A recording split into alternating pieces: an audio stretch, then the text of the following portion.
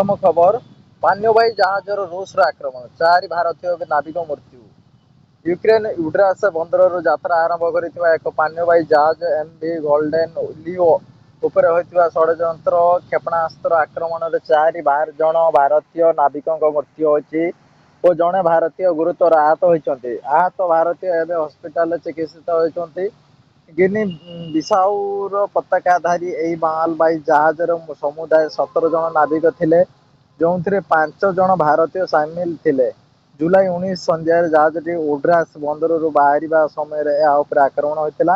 Ukraine ସେନା କହିବା ଅନୁଯାୟୀ ରୁଷ ପକ୍ଷରୁ 3ଟି କ୍ଷେପଣାସ୍ତ୍ର ମାଡ଼ କରାଯାଇଥିଲା। ଏହି ଆକ୍ରମଣରେ 4 ଜଣ ଭାରତୀୟ ଜୀବନ ଯାଇଥିବା ବେଳେ କେରଳର 26 ବର୍ଷୀୟ ନାବିକ ଅଖିଲ ଜୱାନ ଆହତ ହୋଇଛନ୍ତି। ଭାରତ ସରକାର ଏହି ଆକ୍ରମଣକୁ ଦୃଢ଼ ନିନ୍ଦା କରିଛନ୍ତି। ବାଣିଜ୍ୟିକ ଜାହାଜ ଓ ନିର୍ଦ୍ଦେଶ ନାବିକଙ୍କୁ ଲକ୍ଷ୍ୟ କରି ଆକ୍ରମଣ କରାଯିବା ଅତ୍ୟନ୍ତ ନିନ୍ଦନୀୟ ବୋଲି ଭାରତୀୟ ବୈଦେଶିକ ମନ୍ତ୍ରଣାଳୟ କହିଛି। ଭାରତ ସରକାରଙ୍କ ପକ୍ଷରୁ ମୃତକଙ୍କ ପରିବାର ପ୍ରତି ସମବେଦନା ଜଣାଇବା ସହ ଆହତଙ୍କ ଆରୋଗ୍ୟ କାମନା କରାଯାଇଛି। ୟୁକ୍ରେନରେ ଥିବା ଭାରତୀୟ ଦୂତାବାସ ପରିସ୍ଥିତି ଉପରେ ନଜର ରଖିଛନ୍ତି ଓ ସମସ୍ତ ସମ୍ଭାବ୍ୟ ସହାୟତା ଯୋଗାଇ ଦେଉଛନ୍ତି। ଆଜିର ଦ୍ୱିତୀୟ ଖବର ଇନ୍ସପେକ୍ଟର ସୁସ୍ମିତା ମାଗର ନିଲମ୍ବିତ। ଭୁବନେଶ୍ୱର ବୌଦ୍ଧ ଜିଲ୍ଲା ମନମୁଣ୍ଡା ଥାନା ପୂର୍ବତନ ଆଇଆଇସି ତଥା ବର୍ତ୍ତମାନ ବୌଦ୍ଧ ଜିଲ୍ଲା ଇନ୍ସପେକ୍ଟର ସୁସ୍ମିତା ମାଗରଙ୍କୁ ନିଲମ୍ବିତ କରାଯାଇଛି। କର୍ତ୍ତବ୍ୟରେ ଅବହେଳା ଅଭିଯୋଗରେ ଓଡ଼ିଶା ପୁଲିସ ମୁଖ୍ୟାଳୟ ପକ୍ଷରୁ ଏହି କାର୍ଯ୍ୟାନୁଷ୍ଠାନ ଗ୍ରହଣ କରାଯାଇଛି। ଏଥିସହ ତାଙ୍କ ବିରୋଧରେ ବିଭାଗୀୟ କାର୍ଯ୍ୟାନୁଷ୍ଠାନ ନିଆଯିବା ଲାଗି ପ୍ରକ୍ରିୟା ଆରମ୍ଭ ହୋଇଛି।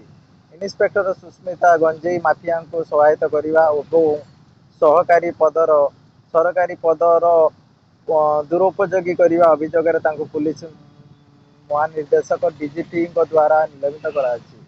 ସେ ମନମୁଣ୍ଡା ଥାନା ଆଇଆଇସି ଭାବେ କାର୍ଯ୍ୟରତ ଥିବା ବେଳେ ଗଞ୍ଜେଇ ଚାଲାଣକାରୀଙ୍କୁ ପୁଲିସ ଚଢ଼ାଉ ସମ୍ପର୍କରେ ଗୁପ୍ତ ସୂଚନା ଦେଉଥିଲେ। ଡିଜିଟାଲ ପ୍ରମାଣ ଓ ହ୍ୱାଟ୍ସଆପ୍ ଚାଟ୍‌ରୁ ସୁବର୍ଣ୍ଣପୁର ପୁଲିସ ହାତରେ ଏହି ପ୍ରମାଣ ଲାଗିଥିଲା।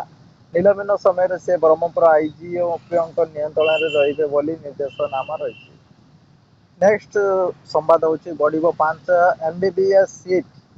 ଭୁବନେଶ୍ୱର ଚଳିତ ବର୍ଷ ରାଜ୍ୟରେ 50ଟି ଏମ୍‌ବିବିଏସ୍ ସିଟ୍ ବଢ଼ିବାର ସମ୍ଭାବନା ଅଛି। ବୁର୍ଲାସ୍ଥିତ Veer Surendra Sai Institute of Medical Science and Research ସେଣ୍ଟରରେ ଏହି 50ଟି ସିଟ୍ ବଢ଼ିବ। ଜାତୀୟ ଭେଷଜ ଆୟୋଗ ଏନ୍‌ଏମ୍‌ସି ଶିକ୍ଷାବର୍ଷ 2026-27 ଅଣ୍ଡର ଗ୍ରାଜୁଏଟ୍ ଏମ୍‌ବିବିଏସ୍ ପାଠ୍ୟକ୍ରମ ସିଟ୍ ମ୍ୟାଟ୍ରିକ୍ସରେ ଏହା ପ୍ରକାଶ କରିଛି। ପୂର୍ବରୁ ଭୀମସାରରେ 200ଟି ଏମ୍‌ବିବିଏସ୍ ସିଟ୍‌ରେ ନାମ ଲେଖା ହେଉଥିଲା। ବର୍ଦ୍ଧିତ ସିଟ୍ ମିଶିଲେ ଚଳିତ ଶିକ୍ଷାବର୍ଷଠାରୁ ଏଠାରେ 250ଟି ସିଟ୍‌ରେ ନାମ ଲେଖା ହେବ। ପୂର୍ବ ବର୍ଷ ରାଜ୍ୟରେ 14ଟି ସରକାରୀ ମେଡିକାଲ କଲେଜ ଓ ହସ୍ପିଟାଲରେ 1800ଟି ଏମ୍‌ବିବିଏସ୍ ସିଟ୍‌ରେ ନାମ ଲେଖା ହୋଇଥିବା ବେଳେ ଚଳିତ ବର୍ଷ 50ଟି ସିଟ୍ ବୃଦ୍ଧି ପାଇବା ଦ୍ୱାରା ସରକାରୀ ମେଡିକାଲ କଲେଜରେ ମୋଟ 1850ଟି ଏମ୍‌ବିବିଏସ୍ ସିଟ୍‌ରେ ନାମ ଲେଖାଯିବ। ଅନ୍ୟପଟେ ରାଜ୍ୟରେ 6ଟି ଘରୋଇ ମେଡିକାଲ କଲେଜ ଓ ହସ୍ପିଟାଲ 1100ଟି ଏମ୍‌ବିବିଏସ୍ ସିଟ୍‌ରେ ନାମ ଲେଖା ହେବ। ସରକାରୀ ଓ ଘରୋଇ ମେଡିକାଲ କଲେଜ ଓ ହସ୍ପିଟାଲରେ ସିଟ୍ ମିଶିଲେ ରାଜ୍ୟର ସର୍ବମୋଟ ଏମ୍‌ବିବିଏସ୍ ସିଟ୍ ସଂଖ୍ୟା 2950ରେ ପହଞ୍ଚିଛି। ଦେଶରେ 25ଟି ସରକାରୀ ଘରୋଇ ମେଡିକାଲ କଲେଜ ଖୋଲିଛି। ତନ୍ମଧ୍ୟରୁ 7ଟି ସରକାରୀ ଏବଂ 18ଟି ଘରୋଇ ମେଡିକାଲ କଲେଜ 24ଟି ଏମ୍‌ବିବିଏସ୍ ସିଟ୍ ରହିଛି। ଚଳିତ ବର୍ଷ ଦେଶରେ 9911ଟି ଏମ୍‌ବିବିଏସ୍ ସିଟ୍ ବଢ଼ିବାର ସର୍ବମୋଟ ରହିଛି। ନେକ୍ସଟ ସମ୍ବାଦ 15 ଦିନରେ କାର୍ଯ୍ୟାନୁଷ୍ଠାନ ରିପୋର୍ଟ। ଇଂରାଜୀ ବନାନ ନିଷ୍ପତ୍ତିରେ ମାସେ ପରେ ନିର୍ଦ୍ଦେଶନାମା। 15 ଦିନରେ କାର୍ଯ୍ୟାନୁଷ୍ଠାନ ରିପୋର୍ଟ।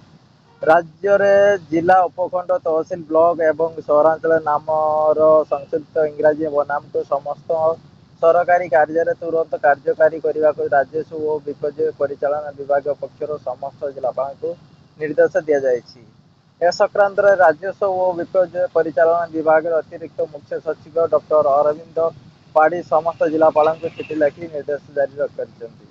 ବିଭାଗ ପକ୍ଷରୁ ଜିଲ୍ଲାପାଳମାନଙ୍କୁ କୁହାଯାଇଛି, ଇଂରାଜୀ ବନାନ ସମସ୍ତ ସରକାରୀ ଦସ୍ତାବିଜ, ପତ୍ରାଚାର, ଅଧିସୂଚନା, ଅଭିଲେଖ, ୱେବସାଇଟ, ପୋର୍ଟାଲ, ବିଜ୍ଞାପନ ତଥା ନାମ ଫଳକ ଏବଂ ଅନ୍ୟାନ୍ୟ ସରକାରୀ ବ୍ୟବହାରରେ ଅନିବାର୍ଯ୍ୟ ଭାବେ ପ୍ରୟୋଗ କରାଯିବ।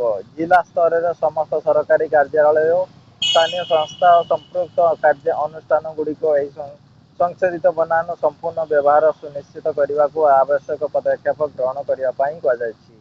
ଏଥିସହ ସମ୍ପର୍କରେ ଗ୍ରହଣ କରାଯାଇଥିବା ପଦକ୍ଷେପ ସମ୍ବଳିତ କାର୍ଯ୍ୟାନୁଷ୍ଠାନ ରିପୋର୍ଟ ଉପରେ ଚିଠି ପାଇବା 15 ଦିନ ମଧ୍ୟରେ ବିଭାଗକୁ ପଠାଇବାକୁ କୁହାଯାଇଛି। ବ୍ୟବସାୟିକ ଓ ଅବ୍ୟବସାୟିକ ସଂସ୍ଥାମାନଙ୍କୁ ସଂଶୋଧିତ ଇଂରାଜୀ ବନାନ ଅନୁଯାୟୀ ନିଜର ନାମଫଳକ ପରିବର୍ତ୍ତନ କରିବାକୁ 6 ମାସର ସମୟ ପ୍ରଦାନ କରାଯାଇଛି। ବ୍ରିଟିଶ ଅମଳରେ ଓଡ଼ିଶାର ବିଭିନ୍ନ ସ୍ଥାନରେ ନାମକୁ ଏକୃତ ଇଂରାଜୀ। ନେକ୍ସଟ ସମ୍ବାଦ, ପ୍ରଥମେ ଡେଙ୍ଗୁ ଟିକାକୁ ମଞ୍ଜୁରୀ। ନୂଆଦିଲ୍ଲୀ, ଚଳିତ ବର୍ଷ ଡେଙ୍ଗୁ ଦେଶର ଅନେକ ଅଞ୍ଚଳରେ ବ୍ୟାପିଥାଏ। ଏହା ହଜାର ହଜାର ଲୋକଙ୍କ ମୃତ୍ୟୁର କାରଣ ହୋଇଥାଏ। ଏହି ମହାମାରୀକୁ ରୋକିବା ପାଇଁ କେନ୍ଦ୍ର ସରକାର ଏକ ଟିକାକୁ ଅନୁମୋଦନ କରିଛନ୍ତି। ଔଷଧ ନିୟାମକ ସଂସ୍ଥା କେନ୍ଦ୍ରୀୟ ଔଷଧ ମାନକ ନିୟନ୍ତ୍ରଣ ସଂଗଠନ ଡେଙ୍ଗୁ ଟିକା NGOକୁ ଅନୁମୋଦନ କରିଛି। ଏହା ଔଷଧ କମ୍ପାନୀ ଟାକେଡା ଫାର୍ମାସ୍ୟୁଟିକାଲ ଦ୍ୱାରା ବିକଶିତ ହୋଇଛି। ଏହି ଟିକା ଟେଟ୍ରାଭାଲେଣ୍ଟ ଲାଇଫ ଇନଷ୍ଟିଚ୍ୟୁଟରେ ପ୍ରଯୁକ୍ତି ବିଦ୍ୟା ଅଟେ। ନେକ୍ସଟ ସମ୍ବାଦ, ବଜ୍ରପାତ ନେଲା 2 ଜୀବନ। ଘଟଗାଁ, କେନ୍ଦୁଝର ଜିଲ୍ଲାର ପୃଥକ ସ୍ଥାନରେ ସୋମବାର ଅପରାହ୍ନରେ ବଜ୍ରପାତ ଘଟିକି ଜଣେ ମହିଳା ଓ ଜଣେ ଯୁବ ଚାଷୀଙ୍କର ମୃତ୍ୟୁ ଘଟିଛି। ସରକାର ସେମାନଙ୍କୁ ସହାୟତା 10 ଲକ୍ଷ ଲେଖା ଦେବା ବୋଲି ଜଣାଇଛନ୍ତି।